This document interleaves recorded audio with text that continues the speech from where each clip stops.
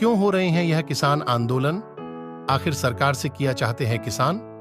और क्यों है एमएसपी इतना चर्चा में? चलिए सभी सवालों का जवाब जानते हैं इस वीडियो में।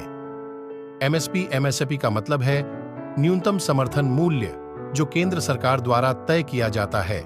इसका उद्देश्य है कि किसानों को उनकी फसल का उचित दाम मिले और वे बाजार के उतार चढ़ाव से बच सकें। एमएसपी पर सरकार अपनी एजेंसियों के माध्यम से फसलें खरीदती है और उन्हें राशन या अन्य योजनाओं में वितरित करती है। एमएसपी पर वर्तमान में 23 फसलों को शामिल किया गया है, जिनमें 7 अनाज, 5 दाल, 7 तिलहन और 4 कमर्शियल फसलें हैं। एमएसपी की सिफारिश केंद्र सरकार की agency commission for agriculture cost and prices (CACP) करती है। एमएसपी को तय करते समय फसल की लागत, बाजार की मांग, आयात निर्यात की स्थिति, भंडारण की क्षमता और अन्य कारकों को ध्यान में रखा जाता है।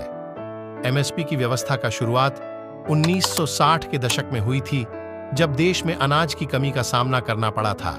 तब से लेकर अब तक एमएसपी को बार बार बढ़ाया और बदला गया है।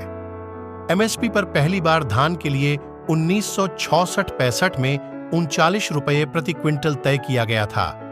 इसके बाद में गेहूं के लिए 34 रुपये प्रति क्विंटल तय किया गया और आज एमएसपी पर धान के लिए 1868 रुपये और गेहूं के लिए 1975 रुपये प्रति क्विंटल तय किए गए हैं। एमएसपी की व्यवस्था का मकसद तो किसानों की आय को बढ़ाना और उन्हें आत्मनिर्भर बनाना है, लेकिन वास्तव में इसका लाभ सिर्फ कुछ ही किसानों तक पहुंचता है।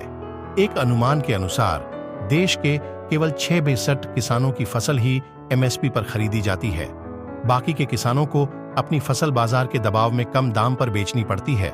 इसका कारण है कि सरकार की खरीद की क्षमता सीमित है और बाजार में अन्य खरीदारों का प्रभुत्व है। एमएसपी की दूसरी समस्या है कि इसका लाभ सिर्फ कुछ ही फसलों और क्षेत्रों को मिलता है।